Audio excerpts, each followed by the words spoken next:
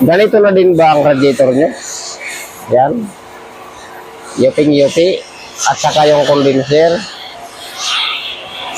Palitan nyo na. Baka maging dahilan pa yan sa overheat. Ayan.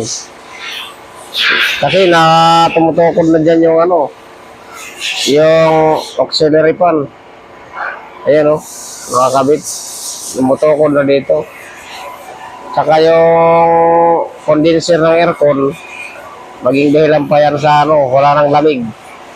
May singaw pala yung crayon. Ayan. Nahirap na yan.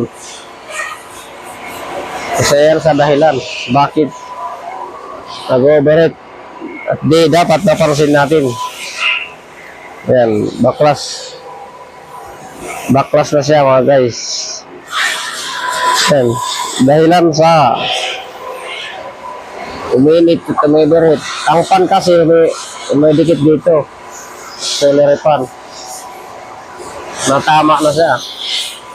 Ito. Yan. Yan dahilan.